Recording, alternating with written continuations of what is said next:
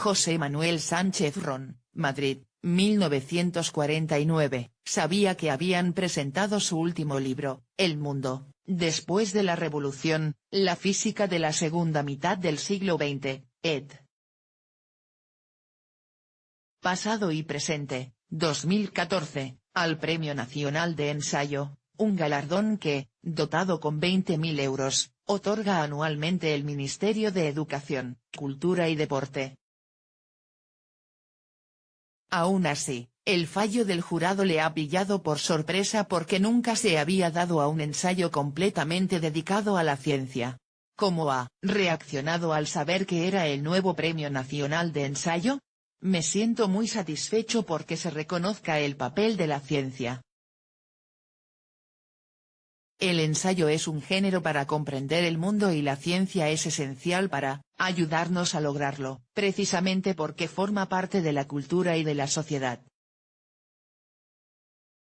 En este libro, concretamente en el último capítulo, explico cómo la física cambió el mundo. ¿Sabía, por ejemplo, que Silicon Valley fue creado por un físico, uno de los inventores del transistor? Se refiere al Nobel William Bradford Shockley. En el volumen hablo de los problemas que han surgido de la relación entre los científicos y la economía, por ejemplo. Y me centro además en la segunda mitad del siglo XX, que va más allá de revoluciones protagonizadas por la física, como la de la relatividad, y que es cuando realmente la física ha modificado el mundo. Si se habla de relaciones problemáticas, es imposible no recordar las últimas polémicas protagonizadas por otros galardonados con un premio nacional, que lo han rechazado por su desacuerdo con las políticas gubernamentales.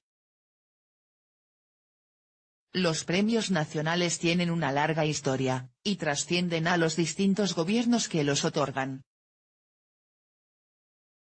Yo entiendo como el reconocimiento de una sociedad a una obra y, aunque respeto totalmente a las personas que han rechazado el galardón, no comparto esa adjudicación de la responsabilidad al gobierno de turno. Pero, ¿tiene algún comentario sobre la política científica del actual gobierno? Creo que no es el momento de opinar sobre esto. ¿Cómo empezó su interés por la divulgación científica? Yo no llamaría divulgación a lo que escribo, aunque no me ofende el término. Yo escribo sobre la historia de la ciencia, y por lo que sí que me preocupo es porque se entienda. Supongo que por eso se llama divulgación, pero, si se fija, supone una diferencia con respecto a otras disciplinas. No se denomina divulgación histórica a la historia que se entiende o divulgación sociológica a la sociología que se entiende.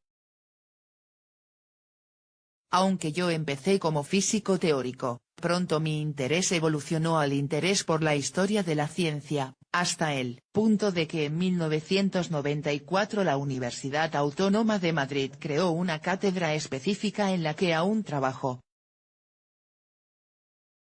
Además de catedrático de Historia de la Ciencia, usted es académico de la Real Academia de la Lengua, RAE. Hay quien puede pensar que las ciencias y las letras son campos antagónicos. ¿Cuál es su opinión? No se trata en absoluto de campos antagónicos. La RAE tiene muy clara la importancia del lenguaje de la ciencia, y de cómo éste forma parte del lenguaje en general.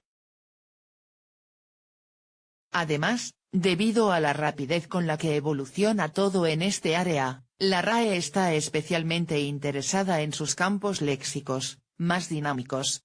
Aunque la física se puede considerar una ciencia dura, hay asuntos que parecen interesar de repente a todo el mundo, como ocurrió con el bosón de Higgs. ¿A qué cree que se debe ese protagonismo momentáneo? Más reciente que lo del bosón de Higgs es el hallazgo de agua en Marte. Creo que esto se explica porque son cuestiones que responden a intereses atávicos de las personas y porque tienen que ver con temas como la estructura última de la materia. Hay preguntas que nos rondan desde la antigüedad, como ¿dónde estamos o de qué estamos hechos?, y estos temas se engloban en dicha categoría. Además, hay que reconocer el papel de las instituciones que comunican, en el caso del bosón de Higgs el CERN y en el del agua en Marte, la NASA. Como escritor de divulgación científica, ¿podría escoger su obra favorita en este campo? ¿Y un libro en general? Creo que pondría en primer lugar El origen de las especies, que publicó Charles Darwin en 1859. Lo elijo no solo por lo que representó, sino porque se puede leer fácilmente. Respecto a la segunda pregunta, la literatura es un océano tan inmenso que me resulta difícil escoger un único libro. ¿Y qué me dice de su propia obra? ¿Algún favorito? No nos vamos a engañar, ríe, ahora mismo, tengo que decir que este último ha venido con un pan debajo del brazo. Algunos de sus libros los ha escrito en colaboración con otros autores. ¿Cómo ha sido la experiencia? Aunque soy bastante solitario, es cierto que ocasionalmente he colaborado con otras personas en algunos libros y muchas veces en artículos. En el caso de Mingote, que ilustró algunos de mis libros, tuvimos una relación especial y fue muy sencillo. Nos entendíamos bien. La colaboración con el historiador Miguel Artola, con quien escribí Los pilares de la ciencia, Espasa, 2012, fue una experiencia muy satisfactoria sobre todo en lo que se refiere a compartir, interaccionar e intercambiar ideas. Para mí, una norma esencial en la colaboración es que haya una sintonía personal, que se pueda hablar casi de una amistad. Usted ha colaborado con varios medios de comunicación. ¿Cómo ve el nivel de la divulgación científica e informativa en España? Aunque depende del medio y no voy a entrar a juzgar casos particulares, creo que el nivel es mucho mejor que en el pasado.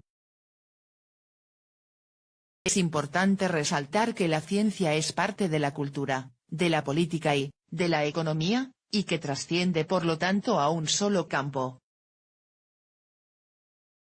Eso sí, creo que la ciencia debería ocupar espacio en los medios más allá de cuando haya un descubrimiento prodigioso.